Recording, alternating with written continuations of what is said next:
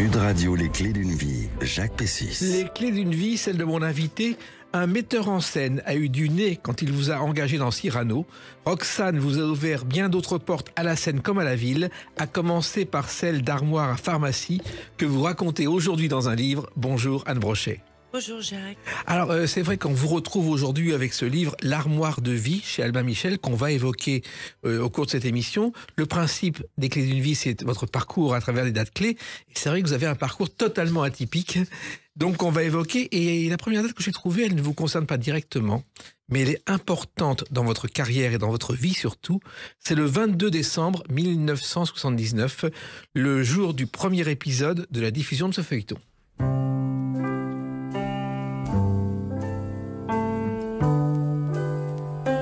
Les Dames de la Côte, Sleeping Lagoon, le générique d'un feuilleton qui est culte pour vous, je crois. Absolument. C'était un grand moment C'était des grands moments de télévisuel, oui. C'est-à-dire que ce feuilleton, ça a été un choc, ça a été un déclic pour vous? Oui, je pense que j'ai eu une émotion qui était une émotion d'adolescent, où j'avais l'éveil, je pense, de l'empathie en même temps que de on va dire, d'une sorte de sensualité que je ne devinais pas de moi.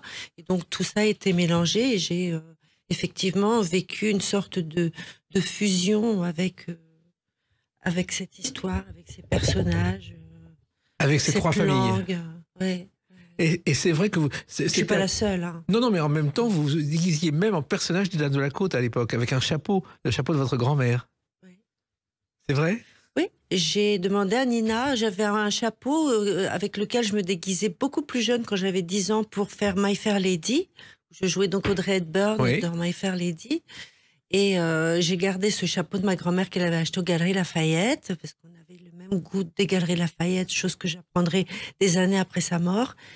Et j'avais son chapeau Galeries Lafayette, et j'ai demandé à Nina, je lui ai pas dit que c'était un chapeau Galeries Lafayette, mais je lui ai demandé si je pouvais le porter pour une scène, et elle m'a dit oui. Et j'étais tellement heureuse de reporter ce chapeau 30 ans, avec 30 ans d'écart.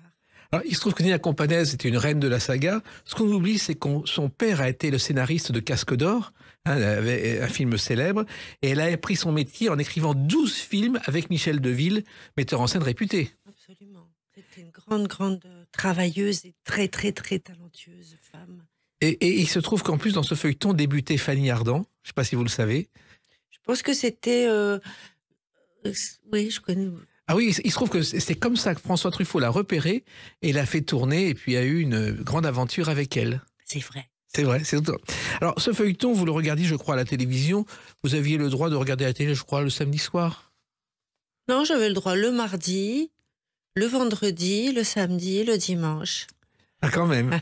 Et quand vous regardiez ce feuilleton, personne ne devait parler à la maison. Il ne fallait pas faire de bruit. Mon fils, il a fait la même chose avec un feuilleton dont j'ai oublié le titre.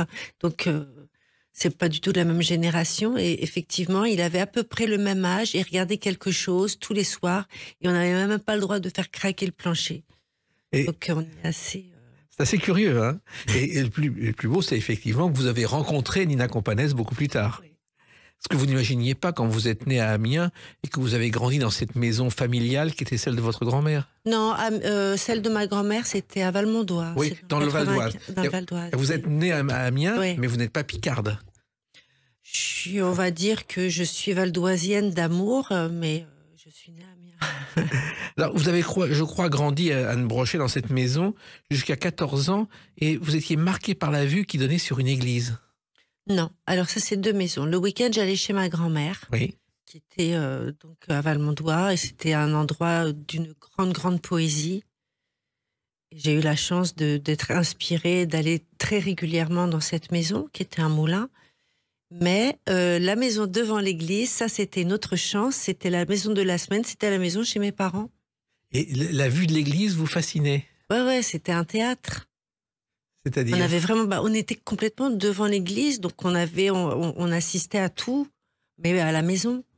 Et c'est le cas aussi de Jean Poiret, je ne sais pas si vous le savez, quand il était enfant, son appartement familial donnait sur l'église du 7e arrondissement et il voyait les enterrements. Et il est tellement fasciné par ça qu'au départ, il a songé à travailler dans le monde des enterrements, à être croque-mort. Ah oui. Oui, c'est étonnant, hein, c'est comme quoi les choses d'enfance. Et puis donc cette maison du week-end, effectivement, il y avait un moulin, et ce moulin est lié à une chanson. Comme un manège de lune, avec ses chevaux d'étoiles. Les moulins de mon cœur de Michel Legrand, qui a eu un Oscar pour cette chanson dans l'affaire Thomas Crown. Et les moulins, vraiment, c'est un souvenir d'enfance très important pour vous, Anne Brochet. Oui, oui. Comment dire, c'était une maison, il y avait de l'eau qui passait sous la maison. Hein. Oui. C'est incroyable. C'est tellurique, en fait, d'être sur une maison où de l'eau, des torrents coulent sous la maison. C'est fantastique. Et ce moulin était très ancien, je crois que votre grand-père s'en occupait. Mon grand-père était meunier de génération en génération. Ça s'est arrêté avec mon père qui est devenu professeur. Oui. Mais, oui. Mais votre père a quand même été meunier. Non, mon père, il aidait. Il aidait, c'est-à-dire? Oui. Oh, mon père, il aidait le dimanche ou en vacances, mais il n'a pas repris l'entreprise familiale. Non. Vous avez il s'est arrêté. Vous avez des souvenirs de ce moulin? Parce que des moulins, il n'en existe plus beaucoup aujourd'hui. Énormément, oui. Oui, parce que je l'ai connu jusqu'à mes 14 ans, donc j'ai vraiment le temps de forger ma mémoire. Donc je me souviens très bien des pièces, je me souviens très bien des odeurs, je me souviens très bien des parfums, du bruit assourdissant de la turbine. Oui. Ça n'existe plus, les moulins comme ça aujourd'hui. Non, je crois que il est répertorié comme un des derniers moulins, en tout cas du Val d'Oise, à avoir produit une farine dite traditionnelle. Oui, aujourd'hui, ce sont de grandes usines.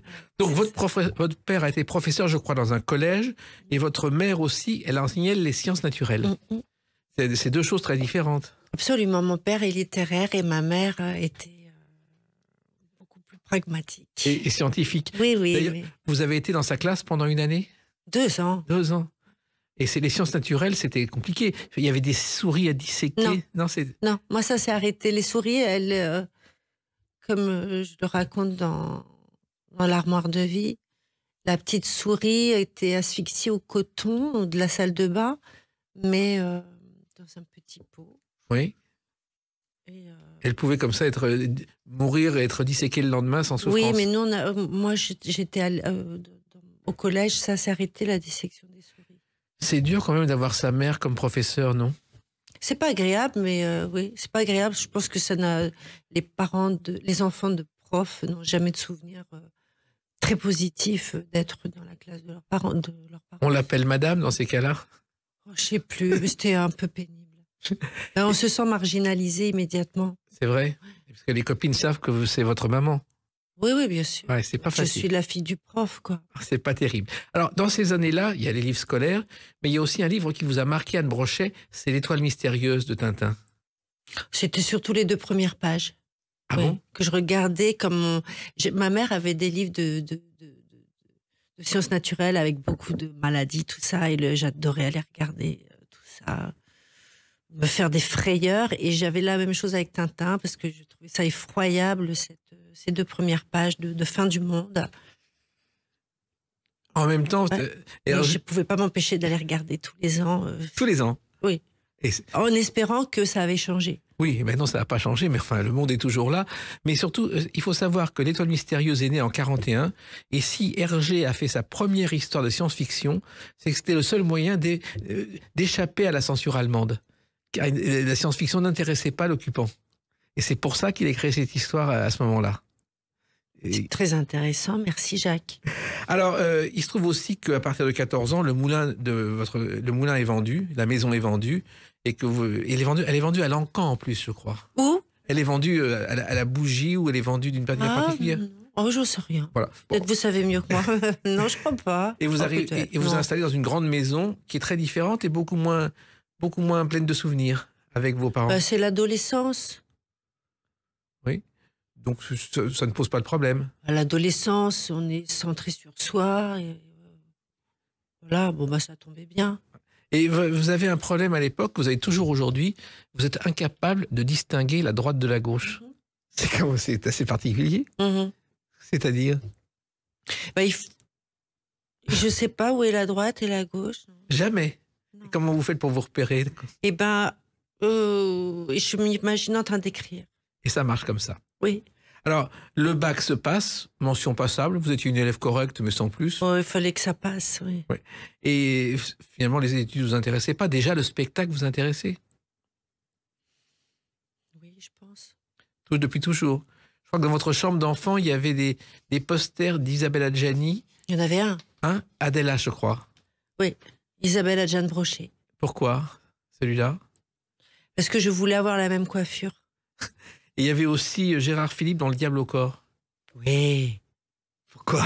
Mais parce que un mardi soir, on regarde Le Diable au corps en famille. Et il y avait une scène comme ça où Micheline Prel réchauffe ou essuie avec une serviette éponge, une serviette, je sais pas, une serviette de bain.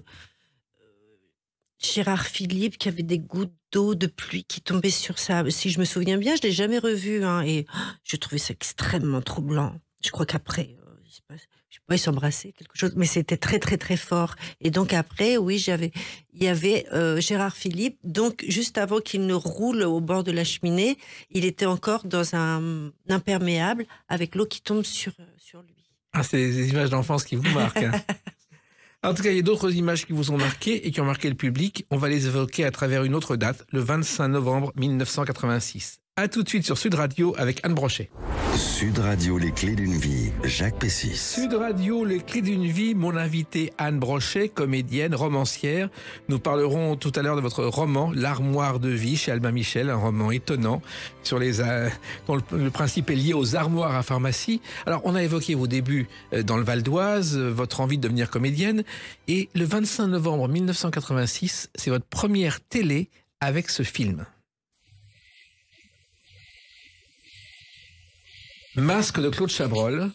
Il se trouve qu'il y a un reportage dans C'est encore mieux l'après-midi de Christophe de Chavannes pendant le tournage du film et on vous voit exactement 15 secondes sous un chapiteau à la cantine entre Philippe Noiret et Claude Chabrol. Ça vous rappelle quelque chose? Oui, oui, oui. C'est... Non, l'émission, non, mais la cantine, oui. Oui, parce qu'avec Chabrol, les films, c'était la cantine. Oui, oui. C'est-à-dire que ça se passait comment, la cantine? C'était vraiment... c'était pas la grande bouffe, mais pas loin. Et franchement, moi j'avais 19 ans, donc j'étais moins portée sur le plaisir de la table que Claude Chabrol, mais c'était surtout un homme qui avait une gourmandise de raconter des histoires, évidemment, que la table, que la cantine soit généreuse, mais c'était surtout quelqu'un qui s'amusait, qui était très joueur. Oui, et l'origine d'ailleurs de son appétit, c'est ses jeunes années, ses très jeunes années. Quand il était bébé, on lui a donné, pour compenser diverses carences, du sang de bœuf dans le biberon. Et c'est comme ça qu'il a commencé à avoir de l'appétit. C'est fou, hein? Il me l'avait un jour raconté. Donc, dans ce film, vous jouez, je crois, la filleule de Philippe Noiret, qui incarne un présentateur de télévision. Débuter au cinéma ou presque avec Philippe Noiret, c'est quand même pas mal, Anne Brochet. Oui, c'était bien. En plus, c'était quelqu'un de très précis. Il fallait jouer avec lui. Il avait beaucoup d'humour, mais il avait une grande précision. Oui. Moi, c'était bien. Moi, j'étais comme ça aussi. Oui. Et ça se passait comment avec Noiret et Chabrol? Vous avez pas un peu peur à 19 ans de... Oui, c'était pas comment dire, j'étais très impressionnée. C'était pas ma génération. J'étais très respectueuse et c'était très bien ainsi. Et le film a bien marché et vous a révélé, à votre grande surprise? J'imagine. Non, je n'étais pas surprise. J'avais des préoccupations de jeune femme, hein, donc j'avais pas une attente de box-office sur. Quand on a 20 ans, on croit qu'on a 20 ans pour 1000 ans, donc c'était pas très grave pour moi que ça marche ou marche pas. J'étais déjà sur d'autres projets à ce moment-là. Oui, alors ça avait commencé, je crois, au Conservatoire d'Amiens, où vous avez fait quelques mois avant d'aller à Paris. Oui, peut-être un an d'ailleurs. Oui. Et on apprenait quoi, le Conservatoire d'Amiens? Vous aviez envie de faire ça? Bien, je crois que j'ai fait une scène de Ondine de Giraudot. Oui. J'ai travaillé Ondine. Et je crois qu'ensuite, quand j'ai créé un spectacle qui s'appelle Odile et l'eau, que j'ai joué l'année dernière et que je continue à jouer l'année prochaine et dans 2 ans. Odile est venue de Ondine. Donc en fait, mon personnage de mes 16 ans au Conservatoire d'Amiens est devenu un personnage de mes 55 ans. Et il se trouve aussi que vous aviez envie de faire du théâtre et que le conservatoire d'Amiens, c'était le plus simple au départ. Je n'avais pas du tout envie de faire du théâtre. Je voulais partir d'Amiens, je voulais avoir une vie libre, une vie bohème. J'avais une idée de vie, je voulais être libre. Et donc, c'est tout. Mais J'étais jamais allée au théâtre. Et donc, j'avais pas d'idée de théâtre. Je voulais être un personnage de Nina Campanaise. Et justement, je crois que c'est un copain qui s'appelait David qui vous a dit, mais tu sais qu'il y a un conservatoire à Paris? C'est né comme ça, votre envie de venir à Paris? C'était une élève du conservatoire qui s'appelle... Je ne sais plus. Peu importe. Et elle m'avait donné un dépliant, un prospectus, pardon, de l'école Florent. C'est ainsi que je suis allée faire un stage à l'école Florent quand j'étais en terminale. Ouais. Et ensuite, il y a eu le conservatoire. Et Oui. le conservatoire, vous avez rencontré un professeur exceptionnel qui est Michel Bouquet. Oui. Ça, c'est avoir Michel Bouquet comme professeur, c'est un privilège. Oui. Il était très précis, même presque trop précis pour vous. Je pense que ça fait partie de la maturité. Je pense qu'il faut avoir une maturité pour écouter Michel Bouquet et comprendre sa profondeur et son intelligence incroyable et sa sensibilité unique. Mais moi, j'étais au spectacle parce que voilà, j'étais au spectacle de Michel Bouquet. Je comprenais, je pouvais deviner sa profondeur, mais j'étais surtout... je l'écoutais comme une enfant. Oui, et en même temps, moi, il m'a un jour raconté que quand il ne parvenait pas à trouver le ton exact pour un rôle, il pouvait tout casser autour de lui tellement il était énervé. Mais en même temps, je crois qu'il a cru en vous tout de suite, immédiatement. Oui, on s'est bien entendu. Il a pensé... Ça vous a... Il y avait beaucoup d'affection. Oui. Ça, c'est important. Et puis, il pensait que vous aviez quelque chose d'important à jouer dans le monde du spectacle. Alors, c'était pas votre titre d'homme. Je crois que votre titre d'homme, votre modèle, c'était plutôt Robert De Niro dans Voyage au bout de l'enfer. Non, ça c'était plus avant. C'était quand je voulais aussi être un homme et aussi être une femme. C'était l'époque de Nina Campanaise. Donc un acteur qui m'éblouissait ou une actrice qui m'éblouissait. Là, en l'occurrence, c'était Robert De Niro dans Voyage au bout de l'enfer. J'étais sûre que personne l'avait vu et il y avait que moi qui avait compris ce qu'il faisait. Oui. Ce qu'il faisait était prodigieux. Je pense que personne d'autre ne... Parce que je l'avais vu sur une cassette, je crois, chez mon cousin à Créteil. Et donc j'étais sûre d'avoir le secret pour moi. De Niro est un des hommes les plus extraordinaires qu'on puisse connaître, notamment dans le cadre du secret. C'est-à-dire qu'il se cache tout le temps, il change de visage. Et moi, je me souviens d'un festival de Cannes où il y avait un concours de sosie. Il y avait 12 sosies, dont le sosie de Niro. Le public venait demander des autographes à tout le monde, sauf au sosie de Niro, qui était le vrai. Et personne ne l'a reconnu. C'est extraordinaire. Alors ensuite, Masque vous a ouvert d'autres portes. Il y a eu par exemple La Maison assassinée de Georges Lautner. Ça aussi, ça a été un grand souvenir. Très. Pourquoi? Parce que c'était joyeux, parce que c'était du travail, parce que c'était constructif, parce qu'il y avait des acteurs et des actrices incroyables. Il y avait vraiment un casting d'une richesse et d'une diversité c'est des gens qui venaient de tout horizon confondu. Et ça, c'était la gageure de Georges Lautner. Oui. Et il y avait Patrick Bruel comme partenaire, qui n'était pas encore le roi de la chanson avec la Bruelmania. Il chantait déjà bien. Hein. Oui, mais il n'y avait pas encore la Bruelmania. Et ça s'était passé comment avec Bruel? Très très bien, c'est un très très bon acteur. Oui. Et puis qui protège en plus, qui vous fait confiance, non? Oui, il était bienveillant.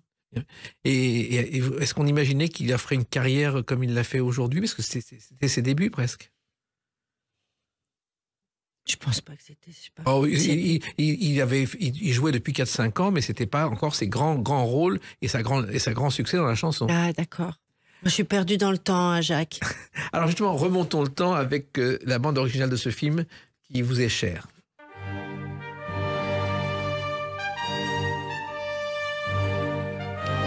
Cyrano de Bergerac, Roxane. Alors là, ça vous a marqué à vie. Non, ça a marqué les autres, mais pas moi. Comment c'est arrivé? Comment vous vous êtes retrouvé à jouer, à donner la réplique à Gérard Depardieu dans ce film de Jean-Paul Rapneau? Ça a marqué, on va dire que, comment dire, les émotions que les gens éprouvent pour mon personnage ou pour le film, je vais dire que c'est plus compliqué pour moi parce que le film, quand je le regarde, j'ai des souvenirs, ce que les spectateurs n'ont pas. Moi, j'ai des souvenirs de quelque chose qui a été vécu.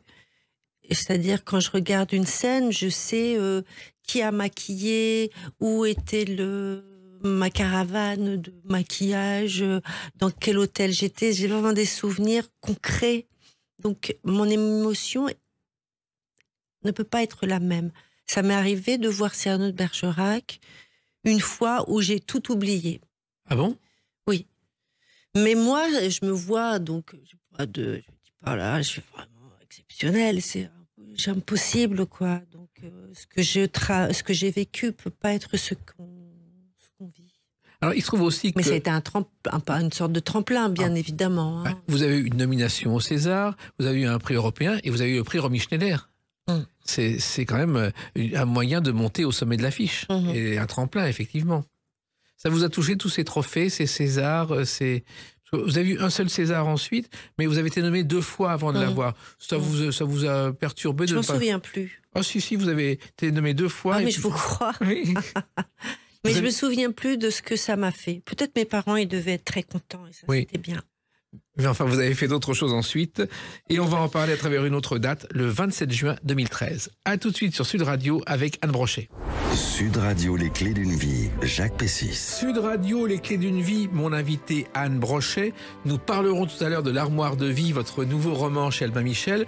On a évoqué vos débuts, ce fameux Cyrano de Bergerac où vous êtes Roxane, qui vous a propulsé en haut de l'affiche. Et j'ai trouvé une autre date, le 27 juin 2013, un documentaire sur Arte qui est lié plus ou moins à cette chanson. En l'apercevant, chaque nénuphar craignait qu'un malheur n'arrive.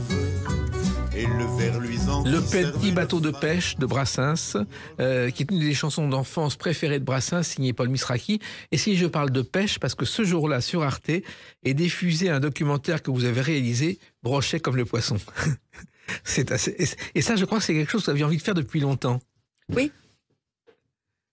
J'avais envie de tournicoter autour de mon nom de famille et des résonances animalières que j'ai traînées pendant des années.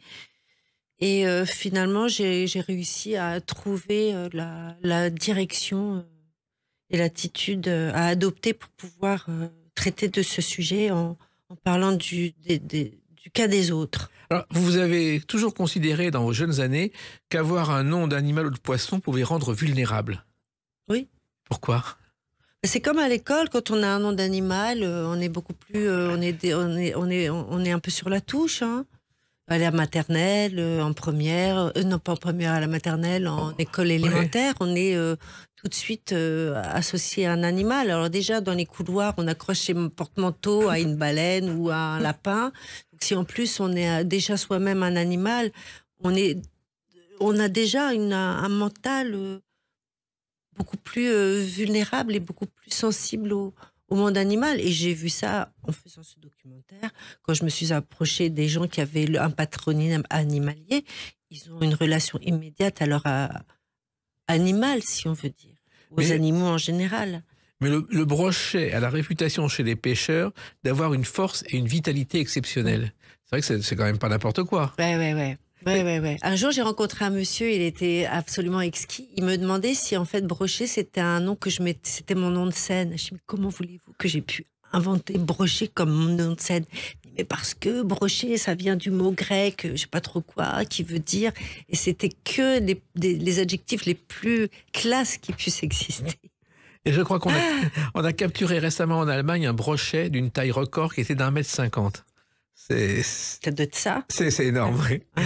Alors, donc, dans ce film, vous vous êtes demandé ce que faisait Monsieur Pigeon, Madame Lerat ou Mademoiselle Vaux, c'est ça? Oui. Il faut les trouver encore, ces gens-là. Oui. C'est pas simple. Non, c'était pas simple parce que les animaux sont...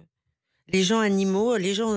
voilà, on va appeler ça les gens au patronyme animalier, les gens qui ont un rapport à leur animal sont assez méfiants.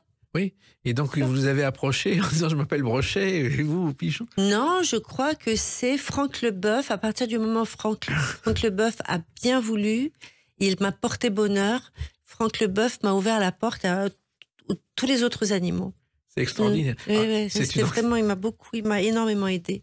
Il se trouve d'ailleurs que les handicapés patronymiques souvent changent une lettre de leur nom à l'état civil pour pouvoir ne plus avoir ce problème-là. C'est le cas de Monsieur Crétin ou de Monsieur Tata. Et c'est réglé autrement. Et l'état civil accepte ce genre de choses parce qu'ils se rendent compte du problème. Et c'est pas la même chose, être associé à un animal, c'est autre chose. Pareil, oui, c'est pas... Ça touche pas du tout au même endroit. Alors, à travers ce film, on a découvert, Anne Brochet, que vous aviez un sens de la comédie avec des scènes, notamment avec une responsable consulaire islandaise qui veut changer de nom. C'est autre chose. On a découvert quelque chose qu'on ne connaissait pas chez vous. Moi, je le connaissais. Oui, oui. Mais vous ne l'évoquiez pas, cette fantaisie. Non, je crois qu'on m'a proposé des rôles... qui correspondait à ce que je dégageais, c'est-à-dire quelque chose de nébuleux, d'un peu opaque, de mystérieux, de réservé, de froid. C'était certainement ce que je dégageais, mais c'était aussi ma façon de me protéger. Alors que vous aviez une folie, une fantaisie en vous que vous ne vouliez pas montrer au départ. C'est pas que je ne voulais pas la montrer, je pense que j'en avais pas la possibilité. Et là, vous l'avez fait vous-même, et c'est difficile peut-être de monter comme ça un film documentaire alors qu'on a été actrice autrement, non? Non, parce que je pense que c'était un sujet qui plaisait, qui parlait tout de suite. Donc c'était pas très compliqué J'ai pas eu de mal, je dois le reconnaître. J'étais extrêmement gâtée.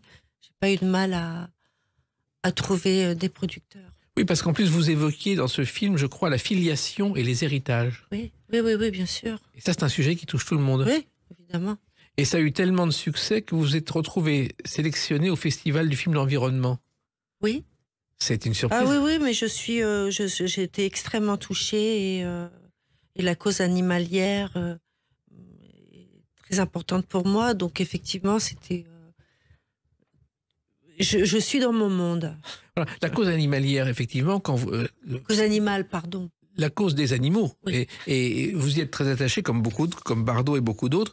C'est aussi un sujet qui vous préoccupait à l'époque où on n'en parlait pas autant qu'aujourd'hui, il y a une dizaine d'années. Possible. Qu'est-ce qui vous touche dans la cause animalière? Je sais pas, c'est beaucoup de choses, mais c'est pas très intéressant ce que je vais dire. Hein, c'est très très très commun. Moi, j'ai du mal avec l'abattage. Oui, entre autres, bien sûr. Beaucoup de mal avec ça. Oui. Et vous avez combattu, vous avez en dehors de ce film défendu des causes ou... Pas du tout. J'ai jamais défendu de cause. Ouais. Non. Mais en tout cas, vous l'avez fait à travers ce film. Ou je le fais à travers ma vie, oui. Mais pas... Alors, il y a le cinéma, la réalisation, il y a le théâtre. Et je crois que le théâtre, ça a commencé très, très tôt au Célestin à Lyon. Oui, c'était mon premier travail, mon premier salaire. Comment vous êtes arrivé là-dedans? J'étais au conservatoire. Ouais. C'était ma première année au conservatoire et Jean-Paul Lucet, qui était directeur des Célestins, m'a vu peut-être dans la sortie de la première année, m'a contacté pour jouer la Oberhaute de Audiberti. Et vous êtes retrouvé à Lyon alors que vous êtes une toute jeune élève? Oui. Comment on fait pour faire le conservatoire et Lyon en même temps? On boit des cafés au lait le soir. Oui. On appelle ses parents au téléphone. C'est-à-dire que le matin on est au conservatoire et le soir on est à Lyon? Non, j'avais une dérogation. Oui. Mais ce qui est étonnant aussi, c'est que vous avez fait des rôles très différents. C'est-à-dire que vous êtes passé du Cid à Bobigny, je crois, à David... Non, c'est pas moi. C'est pas... Il y a le Cid de... Vous n'avez pas joué le Cid? Non. Vous avez joué partenaire de David Mamet, oui, à la Michaudière. C'était et des pièces au rond-point. Ce sont des rôles très différents à chaque fois. C'est jamais le même personnage. Oui, oui, absolument. J'ai ça au théâtre. J'ai cette chance au théâtre. C'est-à-dire? De faire des rôles très différents. Et à chaque fois, il faut se mettre dans le personnage. C'est pas facile. Ça va encore. C'est ça qui est bien. C'est de travailler à son personnage qui est amusant. Et alors, il y a aussi, vous l'avez évoqué, c'est Odile Hello au théâtre Gérard Philippe, qui est un spectacle que vous avez mis un seul en scène, que vous avez présenté comme une expérience aquatique. Vous étiez, je crois, dans le décor d'une piscine et en maillot de bain, ce qui n'est pas très cher comme costume. Ouais. Comment est né ce projet? Le projet est né du fait que je voulais écrire un texte sur... un jour, j'ai tenu un journal de piscine municipale. Je voulais effectivement le proposer à une maison d'édition. Et puis, en fait, le théâtre me manquait terriblement. Et j'avais aussi un peu envie de me frotter à la chorégraphie.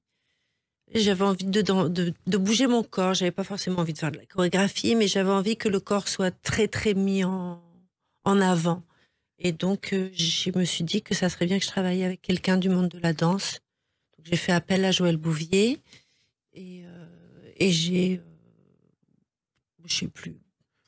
non, mais j'ai écrit un texte, un seul en scène. Un seul en scène, voilà. Qui était étonnant parce que pourquoi la piscine municipale? Vous étiez fan des piscines municipales? Je le suis toujours. Ça faisait partie de votre quotidien? J'aime l'émotion d'une piscine municipale, j'aime les gens, j'aime ce qui se passe, j'aime ce qui m'arrive quand je nage, j'aime cette communion dans le bassin public et municipal. J'aime ça. Il fallait en plus non pas prendre une piscine, mais reconstituer l'idée d'une piscine sur scène. C'était pas simple. C'est très très beau. Oui, mais c'est très beau. Le résultat est exceptionnel. Oui, mais en même temps, ça vous a beaucoup plu. Ça a beaucoup plu au public puisque vous le faites régulièrement. Le seul problème, c'est monter en scène, car vous avez toujours le trac avant de monter en scène. Ah non. Non. Et vous pensez, je crois, quelquefois à des comédiennes, comme je crois qu'un jour vous avez pensé à Caroline Siol dans Robert Hossein. Hein? Ah oui, c'est vrai ça. Où est-ce que vous avez trouvé ça? J'ai cherché. Avec Pour Odile et l'eau, j'ai pas le trac, mais j'ai l'impression que je vais partir, que je vais aller au tribunal. Pourquoi? Je sais pas, parce que c'est très... c'est une sorte de mise en danger d'être seule sur un plateau pendant 1h20. Et pourtant, c'est ce que je cherche, puisque personne ne m'a poussée à... Je me jette à l'eau tous les soirs. Mais c'est une épreuve... c'est heureux et très, très douloureux à la fois, quoi. Et je pense à Caroline Siol quand elle l'interprétait, Marie-Antoinette, et elle devait être soit sauvée, soit condamnée par les spectateurs, me semble-t-il. Oui, c'était Robert Hossein avait mis en scène ce spectacle, et à l'entrée, il y avait une boule noire et une boule blanche, et le public votait pour ou contre la mort. C'est cinglé. Non, mais ils sont incroyables, c'est-à-dire qu'un jour, il y a des Suisses qui arrivent voir le spectacle, ils disent « On est Suisse, on ne peut pas voter ». Ils n'ont pas pris la boule noire et la boule blanche, ce qui est extraordinaire. Alors, il se trouve aussi que vous ne supportiez pas le moindre bruit dans la salle. C'est-à-dire, si quelqu'un se déplace, vous avez besoin du silence autour de vous pendant que vous jouez. Là, ça va. J'ai été plus intolérante. C'est-à-dire? Parce que quand on est sur un plateau, peut-être qu'on pense qu'on est très, très concentré, et on l'est, et en même temps... On a les pores de la peau qui captent tout ce qui peut se passer. Et effectivement, quelquefois, on peut être extrêmement concentré, extrêmement dans l'histoire et en même temps percevoir tout son, tout mouvement. Et vous avez aussi songé, je crois, à devenir entraîneuse aquatique lorsque vous étiez aux États-Unis, car vous avez passé 5 ans aux États-Unis. Oui. Pourquoi les États-Unis? C'était une opportunité. C'est-à-dire? J'avais la possibilité d'aller aux États-Unis. Et vous avez passé 5 ans à la fois heureux et bohème? Bohème, ça c'est sûr. Heureux, plutôt pas mal. Et oui, c'était très très très intéressant. Ça m'a beaucoup beaucoup plu. Qu'est-ce que vous avez découvert ou appris aux États-Unis? Appris sur moi-même, j'ai fait un film qui s'appelle Rêve de mouette, oui, que j'ai fait de façon totalement autonome, mais qui m'a construit parce que j'avais quand même besoin d'être occupée dans cette ville où je ne faisais rien. Et donc ça m'a structurée, comme c'était un sujet profond sur la mouette de Tchekhov. Oui. C'est ma vie à Los Angeles qui m'a permis de retourner au théâtre à Paris, en France. Grâce à ce film. Et ce film, d'ailleurs, a été sélectionné au Festival d'Angoulême. Et c'est ce que vous n'auriez pas imaginé au départ. Vous ne l'avez pas fait pour être sélectionné dans un festival. Finalement, tout ce qui vous est arrivé, c'est presque une surprise, une bonne surprise. Qu'est-ce que vous pensez de votre parcours de comédienne?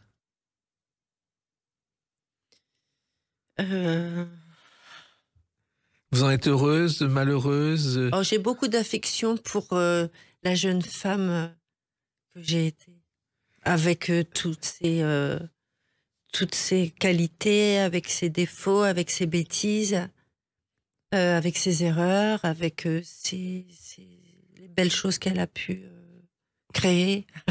Vous avez fait des erreurs? Vous avez... Oh, je pense que j'aurais pu être un tout petit peu plus, on va dire, raisonnable, plus carriériste surtout. Vous n'êtes pas du tout carriériste. Pas du tout. C'est votre vie qui vous intéresse avant tout. On dirait que c'est ça, oui. C'est irrépressible. Ah. Mais si j'avais recommencé, j'aurais dit oui à des choses, j'aurais été beaucoup moins cigale. Oui, mais vous ne regrettez pas d'avoir été cigale quand même? Non. Non. Et puis vous faites d'autres choses. On va évoquer dans quelques instants votre livre à travers la date du 28 mars 2024. À tout de suite sur Sud Radio avec Anne Brochet. Sud Radio, les clés d'une vie, Jacques Pessis. Sud Radio, les clés d'une vie, celle de mon invitée Anne Brochet. Nous avons évoqué votre parcours depuis le début avec le théâtre, avec le cinéma, avec tout ce que vous avez pu faire en France et ailleurs. Et puis là, on va évoquer maintenant à travers la date du 28 mars 2024 votre parcours d'écrivain, puisque vient de paraître L'Armoire de vie, qui est un roman assez étonnant. C'est une image qu'on traite rarement dans les livres, l'observation des armoires à pharmacie. Pourquoi ce sujet?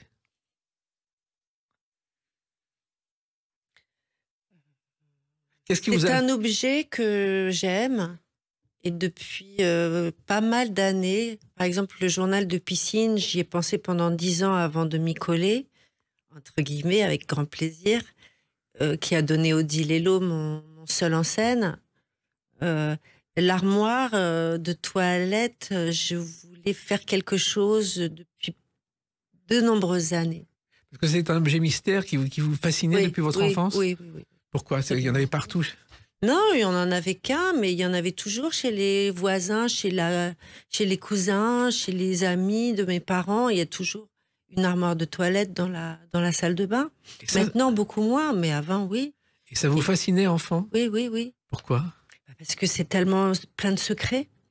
Et c'est toujours et la même chose et jamais la même chose. Et c'est ça qui me fascinait. C'était toujours la même chose et jamais la même chose. Et au départ, vous avez imaginé de faire un livre de photos plutôt qu'un roman? Oui. Pourquoi? Parce que j'avais déjà fait un livre sur des vitrines de magasins. J'avais déjà fait un autre livre sur un chagrin d'amour. Et je me disais peut-être que ça serait bien de faire des photos d'armoires de toilette de gens. Et j'ai commencé à en faire 1, 2, 3, 4. Et puis après, j'ai arrêté. Et je me suis servi de ces photos pour travailler le roman. Le roman, ouais. C'est en même temps, à travers les armoires de toilette de votre vie, de raconter votre parcours, de raconter votre enfance et l'âge adulte. Oui. Au tout départ, après avoir renoncé, pour vous dire la vérité, Jacques, après avoir renoncé aux photographies, je me suis dit, bon, je vais refaire, je faisais mon seul en scène de Odile Hello, mais je me disais, peut-être si j'arrive pas à trouver de producteur, je vais faire un seul en scène d'armoire de toilette. Et donc, en fait, le but, c'était de jouer sur l'espace, les souvenirs et le corps, toujours le corps, à grandir, à changer, à se coiffer et à avancer dans la vie, mais sur un plateau de théâtre. Et je ne l'ai pas fait, donc j'en ai fait un roman. Et pour peut-être le faire un jour, parce que c'est un bon sujet de théâtre. Mais et puis, en décor, c'est assez simple, une armoire de toilette, ça coûte pas très cher. Ah bon? Pourquoi? Je ne suis pas sûre qu'un décor d'armoire de toilette soit ce qu'il y a de moins cher. Alors, il y a aussi dans ce livre beaucoup de citations de pub, parce que la pub a été toujours très importante pour vous, Anne Brochet, ça a une réminiscence d'enfance. Oui, c'est joyeux la pub. Et puis c'est le début ça fait partie des jeux. Reproduire... Au lieu on reproduisait quelques scènes de films du mardi soir, des westerns du mardi soir, quelques scènes, surtout quand c'était doublé français, on reproduisait surtout des dialogues. Avec votre frère? Non, avec l'école, avec des camarades de classe. Mais les pubs, ça faisait aussi partie de la reproduction et de l'amusement. C'est-à-dire qu'enfant, vous regardiez les pubs et en même temps, vous vous demandiez quel produit était dans l'armoire de toilette familiale. Oui, il n'y en a pas beaucoup. Mais alors, Ça, c'était parce que les produits d'armoire de toilette, c'était même avoir du banga ou du crunch, c'était être comme ce qu'on pensait être les autres, c'est-à-dire être dans la normalité. Voilà, mais d'ailleurs, jamais. C'est rassurant quand on est enfant d'être dans la normalité. Vous n'étiez pas rassuré, enfant, de ce côté-là?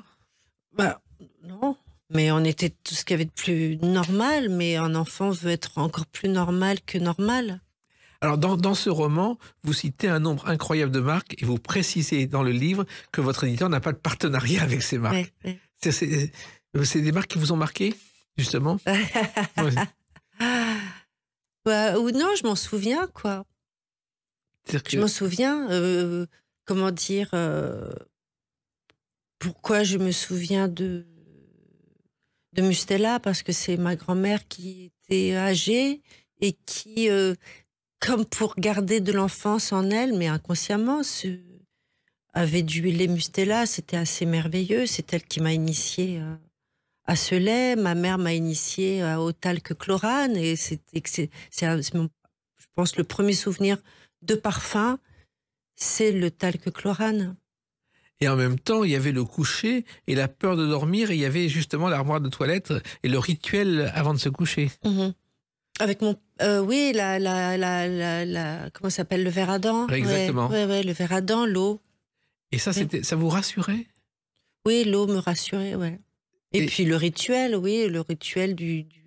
Ma mère, elle le faisait pas, non, elle était occupée à d'autres choses le soir, mais mon père, donc c'était lui qui m'amenait mon verre, qui était comme c'était un placebo, quoi. Si je buvais un petit peu d'eau, je dormais, c'était bien. Ouais, ce qui est étonnant, c'est un sujet, Anne Brochet, qui nous concerne tous, qu'on a tous des souvenirs liés à des produits de toilette, mais ça n'avait jamais été traité dans un livre ou dans un roman. Mmh. Oui, la gageure, c'était un peu de parler de ses propres souvenirs afin qu'on s'y retrouve au maximum, que le lecteur puisse s'identifier. Il y avait aussi les savons. Je crois que les savons sont liés à la dernière semaine de juillet, notamment Palmolive, oui, chez votre grand-père paternel. Oui, mon grand-père maternel, oui. Ouais.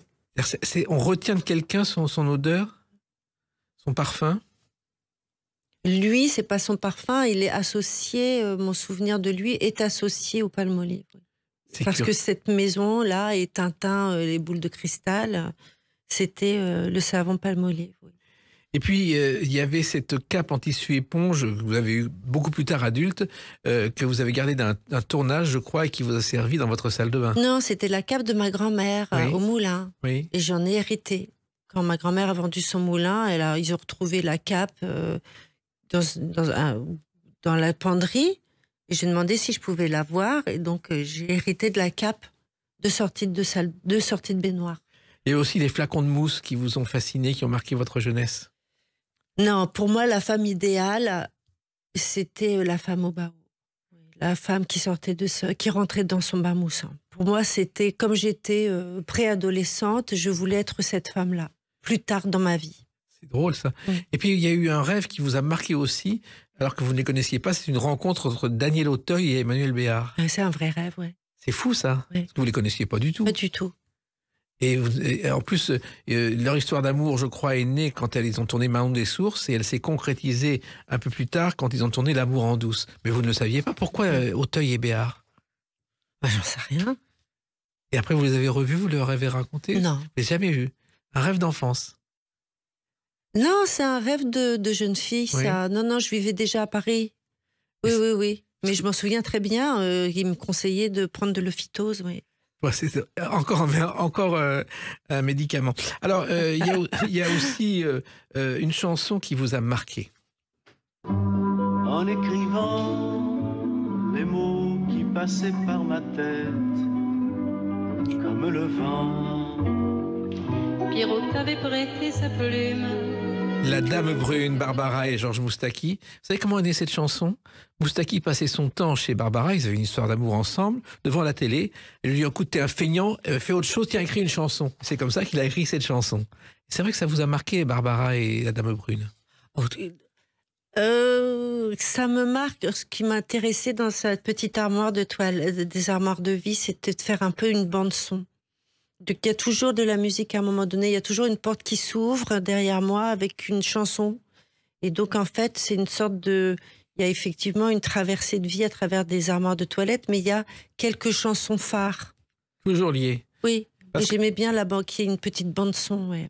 Et finalement, vous êtes un inventaire à l'après-vert au niveau des pharmacies. Je crois que vous vous souvenez d'absolument tout ce qu'il y avait dans les armoires à pharmacie, non? Les armoires de toilette. Armoires de Ouais. toilette, oui, ce qui n'a Ouais. rien à voir. Mais en même temps, il y a quelquefois de la pharmacie en dehors des produits hydratants ou des mamoussants. Oh, pas chez moi, Juste, pas chez mes parents, non. il y avait juste ça. Il y avait un spray aussi avec la signature de Lynn Renaud qui vous a marqué. Oui, ça c'est mon ami Renaud qui m'a offert un spray Lynn Renaud. Et avec la dédicace de Lynn Renaud sur le spray Elnet. Et ça, c'est le genre de choses qui vous touche. C'est assez curieux comme Oui, j'aime cadeau. bien. Oui, ça m'amuse. Et il y a aussi le miroir de la salle de bain qui est très important pour vous parce qu'il est un reflet. Oui, et ce qui est touchant avec ces armoires de toilette, c'est l'armoire à 3 faces avec ses petits tiroirs. C'est un objet très très complexe. Je ne sais pas qui l'a inventé, mais c'est un objet complexe. On peut ranger, on peut observer son visage sous toutes les coutures. On peut bouger les armoires, on peut bouger les miroirs et voir tout son visage en entier, même sa nuque. Vous passez beaucoup de temps dans votre salle de bain? Non. Mais qu'à l'adolescence, on est tellement centré sur soi, je crois. Hein. Voilà, on est préoccupé par soi et son rapport au monde. Donc on a besoin de voir ce qui se passe. On a besoin de voir ce que les autres voient. vous êtes pratiquement incollable sur tous les produits existants dans les supermarchés, hydratants ou autres. Ah non, je suis hors sujet. C'est-à-dire Ça m'intéresse plus. Ah bon? Votre roman vous a permis de... Ce sont des souvenirs, ça vous intéresse plus aujourd'hui? Oui, c'est un peu aussi sur le consumérisme quand même. C'est la façon dont on garde les choses, on garde ça, on stocke, si jamais ça n'existe plus, on en prend 3 au lieu de 1. Après, c'est un rapport au temps aussi, une armoire de toilette, c'est-à-dire qu'il y a des objets qu'on consomme très vite, on a déjà plus de dentifrice. Il y a des objets, au contraire, des liquides, je sais pas quoi, des désinfectants. Mais ça fait 15 ans que je le connais, celui-là. Il y a des trucs qui ne disparaissent pas et d'autres qui disparaissent trop vite. Donc, c'est comme la vie. Oui, et la vie, justement, vous dites dans ce roman qu'il vous reste des tas de choses à accomplir, des tas de choses que vous n'avez pas encore faites. Apprendre l'italien, ranger les tiroirs de la salle de bain, lire beaucoup de livres. Ce sont vos objectifs d'avenir? Je peux apprendre l'italien. Le reste, c'est fait. C'est fait. Et le roman, c'est une nouvelle vie pour vous, parce que vous êtes un 6e roman. Vous n'auriez jamais imaginé aussi écrire des romans au départ, Anne Blanchet? Non, mais je ne suis pas étonnée parce que c'est le théâtre et le cinéma, c'est la lecture qui m'a amenée au plaisir de... Je veux dire, Nina Companèse et les Dames de la Côte, c'est pas que leur monde de sensualité et de souffrance, c'est aussi la façon dont elle a écrit les dialogues, qui étaient très très beaux. Donc j'avais quand même un goût pour le parler, qui est né du plaisir de la littérature. Il a envie d'écrire. Donc je pense que oui, c'est venu après l'envie d'écrire et est venu quasi naturellement. Et un livre que vous écrivez avec votre modestie naturelle, j'irai sans vous faire mousser, si j'ose dire, puisqu'on parle des armoires à pharmacie. De toilettes. De toilettes, oui. Non, mais des armoires de toilettes qu'on appelle parfois armoires à pharmacie, d'ailleurs. Je crois que l'armoire à pharmacie, c'est qu'une porte. Ah oui, et là, c'est 3 portes. En tout cas, vous ouvrez la porte sur ce sujet avec ce livre, L'armoire de vie, chez Albin Michel, et puis vous allez continuer à en écrire d'autres. On verra. On verra. En tout cas, merci de l'avoir écrit. Merci à vous de m'avoir reçu et de l'avoir lu. C'est un plaisir que je souhaite à beaucoup de celles et ceux qui nous écoutent et qui sont de plus en plus nombreux sur Sud Radio. Les Clés d'une vie, c'est terminé pour aujourd'hui. On se retrouve bientôt. Restez fidèles à l'écoute de Sud Radio.